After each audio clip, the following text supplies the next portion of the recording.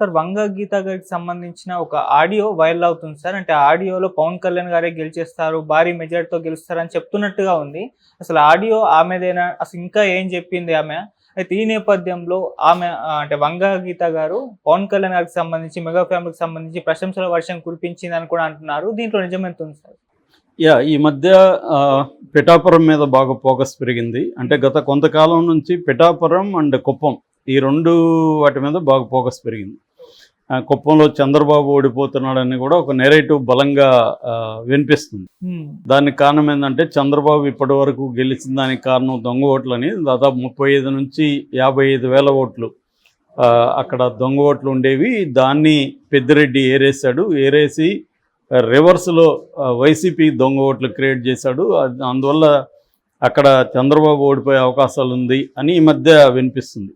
అదేవిధంగా రెండవ ఇంట్రెస్టింగ్ నియోజకవర్గం పిఠాపురం మీద కూడా రకరకాల కథనాలు వస్తున్నాయి. ఈ మధ్య పిఠాపురంలో కూడా పవన్ కళ్యాణ్ టఫ్గా ఉంది పవన్ కళ్యాణ్ పరిస్థితి అని కూడా ఒక కథనం వస్తుంది. ఈ 2 కథనాలు ఇలా రావడానికి నేపథ్యం ఏంటంటే బెట్టింగ్ బ్యాచ్. నేను ఇంతకుముందు చెప్పినాను, వాళ్ళు ఒక మైండ్ గేమ్ ఆడతారు. అంటే ఎవరు గెలుస్తున్నారు అనేది ఒక రాంగ్ అజంప్షన్ క్రియేట్ చేసి తాము లాభం పొందాలనుకుంటారు. ఇది ఒక పెద్ద సిండికేట్ నెట్వర్క్ అనమాట.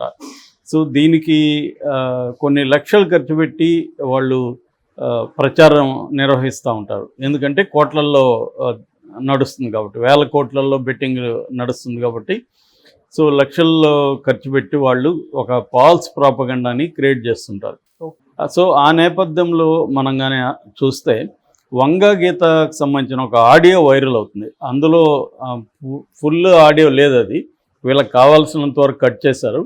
అది విన్నా కూడా మనకి ఎవరికైనా బ్రెయిన్ ఉండేవాడికి అర్థమవుతుంది. కానీ వాళ్ళు దాన్ని రివర్స్లో వ్యాఖ్యానిస్తున్నారు. అందులో ఆమె ఏం చెప్తుందంటే, పవన్ కళ్యాణ్ ఒక పార్టీ అధ్యక్షుడు ప్లస్ ఆయన హీరో కదా, సినిమా హీరో.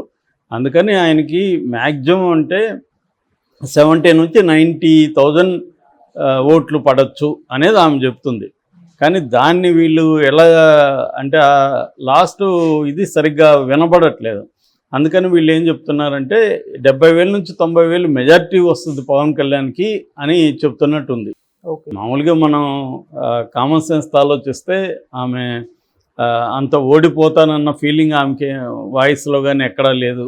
ఆయనకి అంత మెజారిటీ వస్తుందని చెప్పడానికి ఆమె ఒక క్యాండిడేట్గా బాధ ఉంటుంది కదా, నేను ఓడిపోతున్నాను, అంత మెజారిటీ ఆయనకి రాబోతుంది, ఇవన్నీ మాట్లాడాలి కదా. అదేమి లేదా, దాంట్లో ఏముందంటే మ్యాక్సిమం 70 to 90,000 వస్తే గొప్ప అన్నట్టుగా ఆమె చెప్పింది. అంటే మొత్తం ఓట్లు పవన్ కళ్యాణ్కి 70,000 నుంచి 90,000 రావచ్చు. అక్కడ 2,30,000 ఉంది, 1,80,000 పైన పోలైనాయి.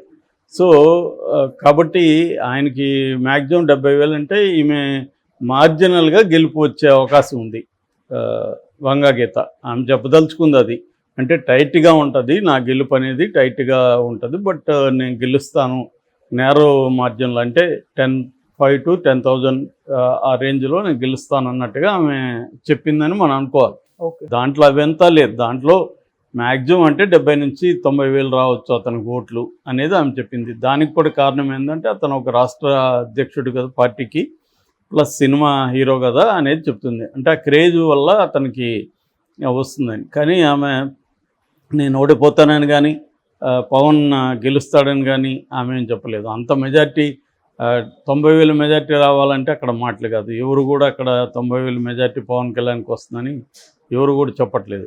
ఈవెన్ పవన్ కళ్యాణ్ అండ్ చంద్రబాబు ఇద్దరు కూడా టైట్గా గెలవచ్చు. గెలిస్తే కూడా ఒక లో మార్జిన్తో గెలవచ్చు. అంటే ఒక 10,000 లోపలే మెజార్టీతో గెలిచే అవకాశాలు ఉంది ఒకవేళ గెలిస్తే అనేదే ఎక్కువ మంది చెప్తున్నారు తప్ప వాళ్ళు ఏదో బ్రహ్మాండమైన మెజార్టీతో చంద్రబాబు గెలుస్తాడని ఎవరు చెప్పట్లేదు, ఇటు పవన్ కళ్యాణ్ అని కూడా చెప్పట్లేదు.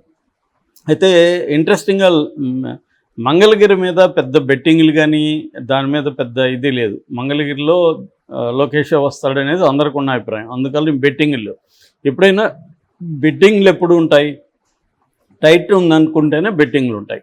ఒకరు క్లియర్గా స్వీప్ ఉందంటే బెట్టింగ్ కారు కదా. ఎందుకంటే ఇప్పుడు వైసీపీ పట్ల స్వీప్ ఉందనుకో, వైసీపీ ఓడిపోతుందని ఎవడు కాస్తాడు, ఎవడు కాయడు. అవును. సో బెట్టింగ్ చేస్తున్నారంటేనే ఒక టైట్ పొజిషన్ అనేది ఉండాలి, అంటే కన్ఫ్యూజన్ ఉండాలి.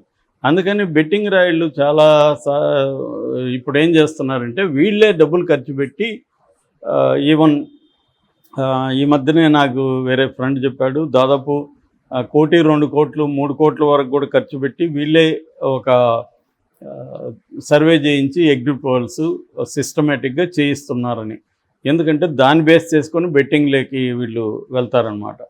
అంటే వీళ్ళకి కాంక్రీట్గా మొత్తం రాష్ట్రంలో ఏ ప్రభుత్వం రాబోతుంది అనేది వీళ్ళ సర్వే, సైంటిఫిక్గా సర్వే చేసుకొని ఆ సర్వే ఆధారంగా వీళ్ళు బెట్టింగ్లోకి దిగుతారు. సో ఇది నడుస్తుంది. అయితే ఆ సర్వేని మ్యానిపులేట్ చేసి ఏం చేస్తారంటే వీళ్ళు మేము ఇట్లా కొంత లీకులు ఇస్తారు, మేము ఇట్లా సర్వే చేసాం, ఈ సర్వేలో ఫర్ ఎగ్జాంపుల్ కూటమి అధికారంలోకి వస్తుందని తేలింది అనేది వీళ్ళు వదులుతారు. నిజానికి ఆ సర్వేలో కూటమి ఓడిపోతుందని తేలి ఉంటుంది. సో దీనివల్ల ఏమవుతుందంటే వీళ్ళకి డబ్బులు వస్తాయి. ఎందుకంటే ఈ సర్వేని మొత్తం అందరికి కూడా సీక్రెట్గా నీకు మాత్రమే చెప్తున్నా, ఎవరికి చెప్పొద్దు నువ్వు అనేది అందరికీ చెప్తారు.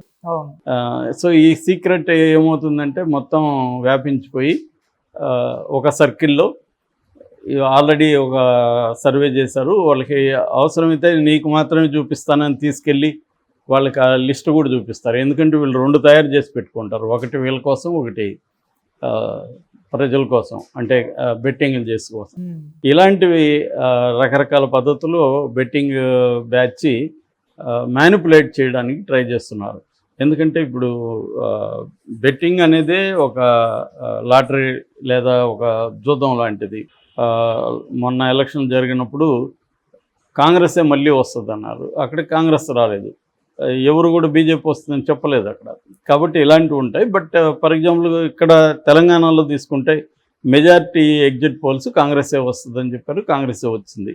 అలాగా ఓవరాల్గా ఎగ్జిట్ పోల్స్ని మనం తీసుకున్నప్పుడు అప్పుడు చెప్పచ్చు, అప్పుడు మనకి పిఠాపురంలో కూడా ఎవరు వస్తారనేది చెప్పచ్చు. ఏదేమైనా పిఠాపురంలో టైట్గా ఉందనే మాట వాస్తవం. నిన్న వర్మ కూడా అక్కడ ఆందోళన వ్యక్తం చేశాడు, ఇక్కడ అల్లర్లు జరిగే అవకాశం ఉంది, అందుకని అక్కడ ఎస్పీని కలిసి కేంద్ర బలగాల్ని అదనంగా రప్పించమని చెప్పాడు. ఎలక్షన్ కమిషన్ కూడా ఓవరాల్గా మొన్న జరిగిన తిరుపతి కావచ్చు, తాడిపత్రి కావచ్చు, తర్వాత మాచర్ల, నర్సరావుపేట ఈ ఏరియాలో జరిగిన వైలెన్స్ని దృష్టిలో పెట్టుకొని పెద్ద ఎత్తున ఇప్పుడు చర్యలు తీసుకుంటుంది. టపాసులు ఆ రోజు కాల్చకూడదు, బహిరంగంగా ర్యాలీలు చేయకూడదు, కౌంటింగ్ రోజు చేయకూడదు అని చెప్పి పెద్ద ఎత్తున బలగాల్ని దింపడం. తర్వాత పోలింగ్ అయిన తర్వాత కూడా ఒక 25 రోజుల పాటు ఒక 30-35 బెటాలియన్స్ని అక్కడే ఉంచడం ఈ సెంటర్స్లో. ఇవన్నీ చర్యలు తీసుకోండి. ఎందుకంటే మొత్తం ఈసీ ఫెయిల్యూర్ వల్లనే ఇది జరిగిందనేది అందరూ కూడా ఇప్పుడు చెప్తున్నారు. సో అందుకని కనీసం ఇప్పుడైనా లేటుగా అయినా ఈసీ మేల్కొని కొన్ని చర్యల్ని చేపట్టింది. అందుకని ఈరోజు కూడా తెలుగుదేశానికి సంబంధించిన మాజీ మంత్రులు దేవినేని ఉమా కావచ్చు, కొల్లి రవీంద్ర కావచ్చు, ఇలాంటి వాళ్ళందరినీ అరెస్ట్ చేసింది. మాచర్లు వీళ్ళు వెళ్తారంటే వెళ్ళొద్దు అని చెప్పి. ఎందుకంటే ఇలాగా వెళ్ళే గతంలో కూడా అల్లర్లోకి వీళ్ళు కారణమయ్యారు. ఆమె గతంలో టీఆర్పీలో ఉన్నింది కాబట్టి, ప్రజారాజ్యం పార్టీలో. నాకు చిరంజీవి అంటే చాలా ఇష్టం, ఇప్పటికి నాకు గౌరవం ఉంది ఆయన అంటే. కాబట్టి ఆ ఫ్యామిలీ మీద వ్యక్తిగతంగా మాట్లాడకండి అనేది ఆమె విజ్ఞప్తి చేసింది.